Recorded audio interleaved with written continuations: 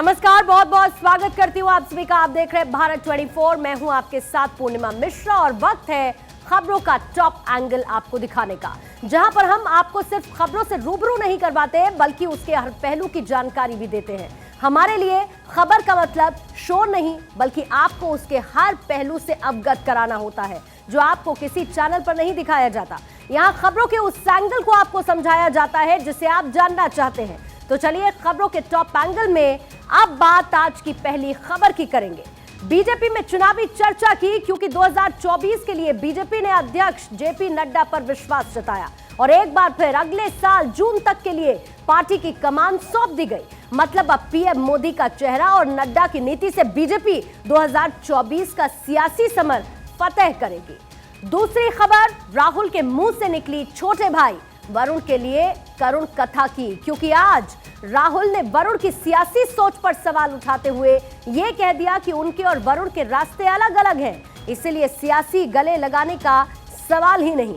तीसरी खबर जम्मू कश्मीर में जमीन अतिक्रमण को लेकर, जहां पर उपराज्यपाल मनोज सिन्हा ने साफ कर दिया कि 31 जनवरी तक सभी अतिक्रमण वाली जमीन को खाली करा लिया जाए। इससे स्थानीय पार्टी और नेताओं में हड़कंप है, क्योंकि बड़े पैमाने पर स्थानीय नेताओं ने वहां पर जमीन पर अतिक्रमण कर रखा है। लेकिन सबसे पहले बात नड्डा की दोबारा ताजपोशी और मोदी मंत्र की करेंगे।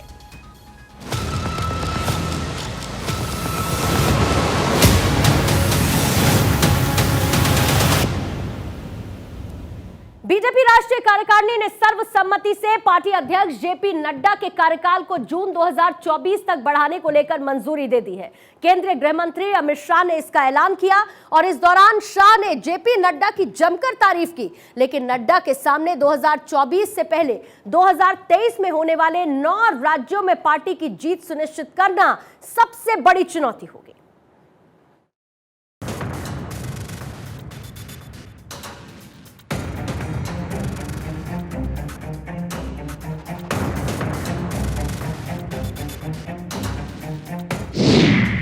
मोदी मंत्र, नड्डा का तंत्र। 2024 तक कैप्टन नड्डा। 2024 के सियासी संग्राम के लिए बीजेपी ने अपने सेनापति का ऐलान किया तो देश भर में बीजेपी कार्यकर्ताओं का जोश हाई हो गया। जेपी नड्डा का कार्यकाल 2024 तक के लिए बढ़ाया गया तो पीएम मोदी के विनिंग फॉर्मूले के कयासों पर मुहर लग गई। जाहिर है नड्डा को उनकी कार्यकुशलता और पार्टी को गुजरात, यूपी और मणिपुर जैसे राज्यों में जीत का परचम फहराने का इनाम मिला है। उनकी राष्ट्रीय अध्यक्षता में ही हमने बिहार में सबसे ज्यादा स्ट्राइक रेट प्राप्त किया। महाराष्ट्र में भी एनडीए को गिन लें तो हम फिर से चुन कर आए। हरियाणा में भी हमारी सरकार बनी। इसके बाद उत्तर प्रदेश, उत्तराखंड, मणिपुर, आसाम, गुजरात, इस सब जगह भारतीय जनता पार्टी ने एक बहुत बड़ी सफलता हासिल की है। जेपी नड्डा 2024 जून तक पार्टी अध्यक्ष के पद पर बने रहेंगे। मतलब बीजेपी 2024 का लोकसभा चुनाव नड्डा के नेतृत्व और पीएम मोदी के चेहरे पर लड़ने जा रही है, ये साफ हो गया है। मुझे विश्वास है कि मोदी जी के नेतृत्व में, नड्डा जी के संगठनात्मक नेतृत्व में 19 से भी ज्यादा बड़े बहुमत के साथ भारतीय जनता पार्टी चुन कर आएगी और मोदी जी फिर से इस देश के प्रधानमंत्री बनकर इस देश का नेतृत्व करेंगे। इसका हम सबको भरोसा है। नड्डा का 3 साल का कार्यकाल इसी साल 20 जनवरी को समाप्त हो रहा था। इससे पहले वो जुलाई 2019 में पार्टी के कार्यकारी अध्यक्ष बनाए गए थे। उसके बाद 20 जनवरी 2020 को उन्होंने पूर्णकालिक अध्यक्ष के तौर पर पार्टी की कमान संभाली। बीजेपी के संविधान के अनुसार राष्ट्रीय अध्यक्ष को लगातार 3 साल के लिए 2 कार्यकाल दिए जाने का प्रावधान है। इसमें यह भी प्रावधान है कि कम से कम 50% राज्य इकाइयों में संगठनात्मक चुनाव होने के बाद राष्ट्रीय अध्यक्ष के चुनाव की प्रक्रिया शुरू हो सकती है। शाह ने कहा कि कोविड के कारण संगठनात्मक चुनाव नहीं हो पाया तो संवैधानिक रूप से ये संभव नहीं था। शाह ने कहा कि बीजेपी बहुत बड़ी लोकतांत्रिक पार्टी है और लोकतांत्रिक ढंग से ही ये फैसला लिया गया। दरअसल राजनाथ सिंह ने जेपी नड्डा का कार्यकाल बढ़ाने का प्रस्ताव रखा और तभी से इस पर सर्वसम्मति से हामी भरी गई। देश की सभी राजनीतिक दलों में शायद सबसे ज्यादा लोकतांत्रिक तरीके से चलने वाला दल अगर कोई है तो ये भारतीय जनता पार्टी है। श्री जगत प्रकाश नड्डा जी को राष्ट्रीय कार्यकारिणी ने आज सर्वानुमत प्रस्ताव किया है। श्री राजनाथ सिंह जी ने इस प्रस्ताव को रखा और सभी भारतीय जनता पार्टी के सदस्यों ने इसको हर्ष ध्वनि के साथ सर्वानुमत से स्वीकार किया है। आपको बता दें कि बीजेपी अपने संगठन को मजबूत करने के लिए पिछले कुछ समय से कई सारी कवायदें कर रही है ताकि ये 2024 में केंद्र में पार्टी तीसरे कार्यकाल के लिए सत्ता में वापस आए। लेकिन उससे पहले इस साल 9 राज्यों में विधानसभा चुनाव भी होने वाले हैं। ऐसे में लोकसभा से पहले नड्डा के लिए विधानसभा का चुनाव जीतना ज्यादा अहम है। इसमें खास तौर पर मध्य प्रदेश, छत्तीसगढ़, राजस्थान, कर्नाटक में पार्टी का प्रदर्शन लोकसभा की दृष्टि से बेहद अहम होगा। गौरतलब है कि इन राज्यों की 83 में से 87 सीटें इस समय पार्टी के पास है। आपको बता दें कि बीजेपी की राष्ट्रीय कार्यकारिणी की 2 दिवसीय बैठक का आखिरी दिन था, जिसमें पीएम मोदी, केंद्रीय गृह मंत्री अमित शाह, रक्षा मंत्री राजनाथ सिंह और बीजेपी अध्यक्ष जेपी नड्डा सहित पार्टी के करीब 350 वरिष्ठ नेताओं ने हिस्सा लिया। इनमें पार्टी शासित 12 राज्यों के मुख्यमंत्री और 5 उप मुख्यमंत्री तथा 35 केंद्रीय मंत्री भी शामिल हुए। Bureau report, Bharat 24। और आइए अब इस खबर के टॉप एंगल को भी आपको समझा देते हैं, यानी कि नड्डा को फिर से अध्यक्ष चुनने के पर्दे के पीछे की कहानी आखिर क्या है। कोविड काल में बीजेपी कार्यकर्ताओं ने लोगों की खूब सेवा की। बिहार, महाराष्ट्र, हरियाणा और उत्तर प्रदेश में सियासी सफलता मिली। बंगाल में 3 से बढ़कर 77 सीटें मिली और दक्षिण में पार्टी का पावर बढ़ा। गोवा में पहली बार पूर्ण बहुमत मिला।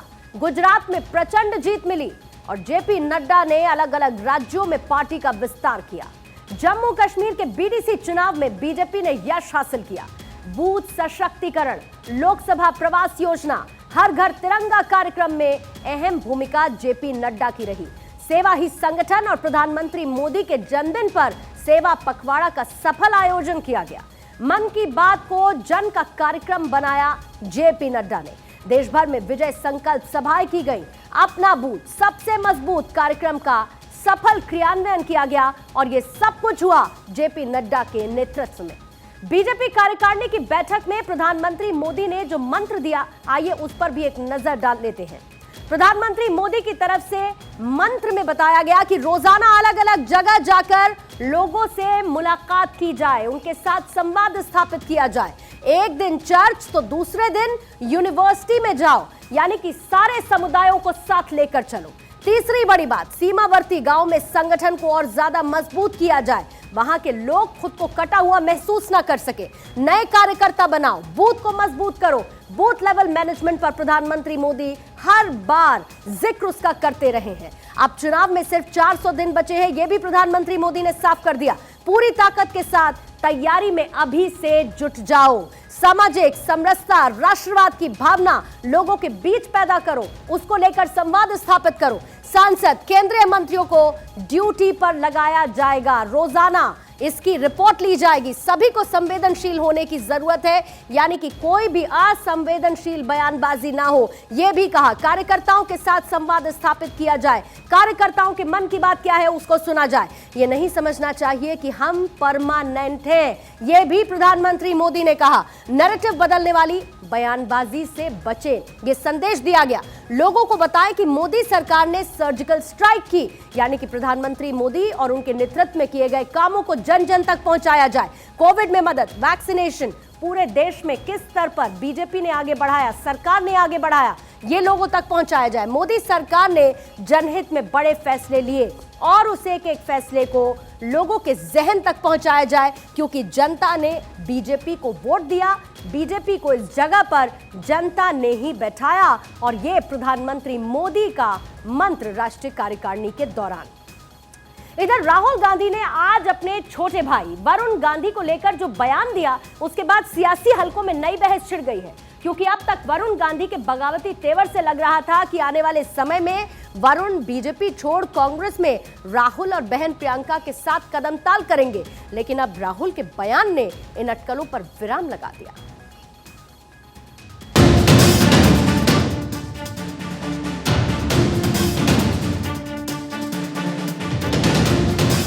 वरुण गांधी न घर के न घाट के।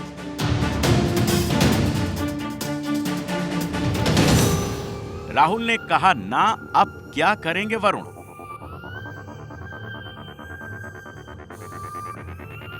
फायर ब्रांड इमेज के बीजेपी के बड़े नेताओं के चहेते बने वरुण गांधी के सितारे इन दिनों गर्दिश में हैं। एक तरफ पार्टी के बड़े नेताओं पर निशाना साधकर वरुण ने अपने ही पैर पर कुल्हाड़ी मार ली, तो दूसरी तरफ बड़े भाई राहुल गांधी ने भी ना कहकर वरुण की मुश्किलें और बढ़ा दी। देखिए, वो बीजेपी में हैं, शायद अगर वो यहाँ चलेंगे उनको प्रॉब्लम हो जाएगी, मगर मेरी विचारधारा उनकी विचारधारा से नहीं मिलती। मैं आरएसएस के ऑफिस में कभी नहीं जा सकता। आप मेरा आपको गला काटना पड़ेगा पहले, मैं नहीं जा सकता। इससे पहले नेता वरुण गांधी ने बागी रुख अपनाकर पार्टी से तौबा करने का मन बना लिया था, लेकिन अब राहुल ने जिस तरीके से कहा कि वरुण और हमारे विचार अलग हैं, तो माना यही जा रहा है कि वरुण के लिए कांग्रेस के दरवाजे बंद ही हैं। आज जो लोग केवल धर्म के और जाति के नाम पे वोट ले रहे हैं, उनसे हम ये प्रश्न तो पूछें कि रोजगार, शिक्षा, चिकित्सा, हमको राजनीति नहीं करनी है जो लोगों को दबाए, हमको राजनीति करनी है जो लोगों को उठाए। भगवा से भागने का मन बना चुके वरुण के लिए बड़े भाई राहुल का यह बयान जोर का झटका है, क्योंकि अगले साल लोकसभा चुनाव है और इससे पहले वरुण गांधी के राजनीतिक भविष्य पर कई तरह के सवाल उठने लगे हैं। विडंबना देखिए कि इन सवालों के जन्मदाता खुद वरुण गांधी हैं। उधर मां मेनका का भी बीजेपी के साथ सुरताल बिगड़ता ही जा रहा है। ऐसे में वरुण गांधी के कांग्रेस में जाने की अटकलों पर राहुल के बयान फिलहाल तो पूरी तरह से विराम लगा दिया है। तो क्या कांग्रेस विरोध से राजनीतिक जीवन की शुरुआत करने वाले वरुण गांधी के दिल में भ्रातृ प्रेम उमड़ने लगा है? क्या वरुण खुद को नेहरू गांधी खानदान का असली वारिस साबित करने का सपना त्याग कर चचेरे भाई राहुल गांधी का हाथ मजबूत करेंगे? लेकिन राहुल ने तो वरुण के लिए कांग्रेस का दरवाजा बंद कर दिया है। Bureau report, Bharat 24। तो ये रिपोर्ट आपने देखी और आइए जरा इस खबर के टॉप एंगल को भी आपको समझा देते हैं। दरअसल कांग्रेस में वरुण के आने का मतलब प्रियंका का कद छोटा करना होगा। उत्तर प्रदेश में वरुण सक्रिय है, जहां पर पहले से ही प्रियंका ने कमान संभाल रखी है। इसके साथ ही राहुल गांधी के कद पर भी प्रभाव इससे पड़ेगा, क्योंकि राहुल अभी पार्टी में सिर्फ सांसद है। दूसरी तरफ वरुण का कांग्रेस में आना मतलब मेनका के लिए भी बीजेपी के रास्ते बंद होने जैसा होगा। सोनिया कभी नहीं चाहेंगी कि मेनका कांग्रेस में आए और इसीलिए अब राहुल गांधी के बयान के साथ ही इस खबर पर भी विराम लग चुका है। अगली खबर जम्मू कश्मीर को लेकर, जहां के एडमिनिस्ट्रेशन ने उपायुक्तों को 31 जनवरी से पहले सरकारी भूमि से अवैध अतिक्रमण हटाने का निर्देश दिया, लेकिन अब इस फैसले का विरोध भी शुरू हो चुका है। पीडीपी ने जहां पर शांतिपूर्ण मार्च निकाला, तो आम आदमी पार्टी ने इसे वापस लेने के लिए कहा। मतलब अतिक्रमण मुक्त जन्नत घाटी के सियासी दलों को मंजूर नहीं। बहुत जल्द जन्नत की जमीन से सियासी अतिक्रमण खत्म होने वाला है, क्योंकि जम्मू कश्मीर प्रशासन ने सरकारी जमीन से अतिक्रमण हटवाने के लिए अधिकारियों को निर्देश दिया। राजस्व विभाग सभी उपायुक्तों को 31 जनवरी तक सभी सरकारी भूमि से 100% अतिक्रमण हटाने का निर्देश दिया है। लेकिन अब सरकार के इस निर्देश का विरोध वहां के सियासी दल और नेता करने लगे हैं। सोमवार को विभिन्न दलों के नेता ने शांतिपूर्ण विरोध मार्च निकाला। इस दौरान पीडीपी प्रमुख महबूबा मुफ्ती ने कहा कि नया कानून जम्मू कश्मीर में लोगों को बेदखल करने, अपमानित करने और दंडित करने के लिए बनाए गए हैं। जाहिर है पीडीपी और नेशनल कॉन्फ्रेंस के नेताओं को जम्मू कश्मीर प्रशासन के इस फैसले से मिर्ची लगेगी ही, क्योंकि सबसे ज्यादा अतिक्रमण इन्हीं लोगों ने जम्मू कश्मीर की जमीन पर किया। इसके आंकड़े भी आपको बताएंगे, लेकिन उससे पहले इन नेताओं की प्रतिक्रिया सुन लीजिए। काचारी लैंड जो गाँवों में होती है वो ग्रेजिंग पर्पसेस के लिए होती है। माल मवेशी जो होते हैं गाँवों में उनको चराने के लिए वो ज़मीन होती है। तो ये कहते हैं कि ओवरऑल हम सारी काशचराई लैंड या रोशनी एक्ट की जो लैंड रोशनी एक्ट में लोगों को दी गई है उसको हम खाली करेंगे। मुझे लगता है कि ये काला कानून है, क्योंकि यहाँ पे 5-5 मरले 10-10 मरले का कब्जा अगर किसी का है, वो गरीब आदमी है, वो गरीब लोग हैं। देखिए, मुझे एक बात समझ नहीं आ रही है, पूरे हिंदुस्तान में एक एफर्ट किया जाता है जहाँ पर जो होमलेस लोग हैं उनको होम बना के गवर्नमेंट देती है। यहाँ पर उसके बरक्स हो रहा है। मतलब यहाँ पर गवर्नमेंट बोल रही है जिनके पास 5 मरले हैं, 10 मरले हैं, 8 मरले हैं, उनका ज़मीन जो है, और जिसपे कोर्ट के भी डायरेक्शंस, ये अभी फाइनल आउटकम कोर्ट की तरफ से नहीं आया, बट यहाँ की गवर्नमेंट जो एक मेकशिफ्ट अरेंजमेंट है, जिनका काम था लॉ एंड ऑर्डर संभालना, जिनका काम था डे टू डे एक्टिविटीज़, बिजली पानी पे काम करना, वो ऐसे डिसीजंस ले रही है जिस पे उनका कोई भी उनकी ताकत नहीं थी। ये एक वेलफेयर स्टेट है, इसमें सरकार का फर्ज बनता है हमेशा से कि जितने भी लोग जो बदहाल हैं इकोनॉमिकली, इक्तिसादी तौर, या जिनके पास रहने के लिए जगह नहीं है, उनको बसाना है। ये सबसे बड़ी बात है, क्योंकि ये जितनी सरकारें हैं, वैसे ये तो सिलेक्टेड है, इलेक्टेड भी जब होती हैं, तो इनका बेसिक ये होता है कि ये लोगों की बहबूदी का काम करें और लोगों की बहबूदी के लिए कदम बढ़ाएं आगे। ऐसा नहीं है कि ये राजे महाराजों की तरह आ जाएंगे और कुर्सियों पे बैठ जाएंगे और ये कहेंगे फला आदमी को निकाल दो। लेकिन बीजेपी उपराज्यपाल के इस फैसले का स्वागत कर रही है। बीजेपी नेता अल्ताफ ठाकुर ने कहा कि पिछले 30 सालों से ये सियासी कब्जे का खेल चल रहा है, लेकिन कोई कार्रवाई नहीं हुई, लिहाजा इस पर कड़ा एक्शन जरूरी है। आम लोगों का ताल्लुक है। देखिए, एक बार भारतीय जनता पार्टी ने भी ये कहा कि जिनके पास 1 मरला 2 मरला है वो ठीक है, उसको उस पर सोचना चाहिए। और जो रोशनी एक्ट के तहत यहाँ उठाले हुई है, जो एक्स मिनिस्टर्स रहे या बड़े बड़े जो नेशनल कॉन्फ्रेंस पीडीपी या कांग्रेस के, जिन्होंने उस एक्ट का फ़ायदा उठाकर उस वक्त ज़मीन जो हड़प ली है और बाद में जब केस सुप्रीम कोर्ट ने हाई कोर्ट को दे दिया और उसने उसको नल एंड वॉइड कर दिया है, मैं समझता हूँ सबसे पहले जो कार्रवाई होनी चाहिए वो नवाज सुब्बू और खिदमत ट्रस्ट पे होनी चाहिए, जिन्होंने गलत तरीके सरकारी लैंड पे कब्जा करके और आज वहां बैठे और बड़ी बड़ी बातें करने वाले इन लोगों पे कार्रवाई बहुत अनिवार्य है। जाहिर है, जब वर्षों के अतिक्रमण को छोड़ने के लिए डंडा पड़ रहा है, तो अब दर्द, आंसू और गुस्सा आएगा ही। Bureau report, Bharat 24। जन्नत की जमीन अब अतिक्रमण मुक्त होने वाली है, लेकिन आइए जरा अतिक्रमण के आंकड़ों के जरिए इस खबर का टॉप एंगल भी आपको समझा देते हैं। किन लोगों ने सरकारी जमीन को कब से कब्जा कर रखा है, जबकि उन्हें कई बार नोटिस थमाया जा चुका है, लेकिन इन लोगों ने अपना कब्जा कायम रखा है, जिसमें सबसे पहला नाम, सबसे पहली तस्वीर है फारूक अब्दुल्ला की, पूर्व मुख्यमंत्री। श्रीनगर के सोनवार में प्राइम लोकेशन पर 2 एकड़ से ज्यादा की जमीन इनके पास है। पिता शेख अब्दुल्ला के नाम कोठी बाग में 1.5 एकड़ की जमीन इनके पास है, लेकिन बड़ी बात यह कि 2020 में लीज खत्म हो चुकी है, लेकिन फारूक अब्दुल्ला का इस पर कब्जा कायम है। दूसरी तस्वीर, दूसरा नाम है रमन भट्ट का, जो कि है पूर्व मंत्री। गुपकार रोड पर 1.5 एकड़ की जमीन इनके पास है।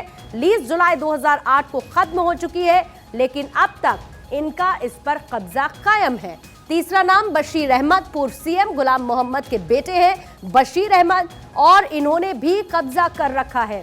कब्जा अभी तक छोड़ा नहीं है। कोठीबाग इलाके में 1 एकड़ की जमीन इनके पास है। लीज इसकी खत्म हो चुकी है साल 2002 में, लेकिन कब्जा है बरकरार। इसके साथ ही कुछ संस्थाएं भी हैं, उनका भी जिक्र करना यहां पर जरूरी है। श्रीनगर की ईसाई मिशन टिंडल बिस्को और इसके साथ ही मेलिंसन सोसाइटी है।